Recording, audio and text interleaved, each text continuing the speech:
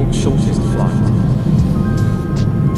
Hello viewers, in this airplane flight map animation we will be departing from LaGuardia, New York to arrive at Bradley Airport, Windsor Lock, Connecticut. The flight map depicts flight time of approximately 40 minutes and covering a distance of 105 miles. The altitude of airplane CRJ 900 in flight map will be around 10,000 feet. The airplane can reach to a top speed of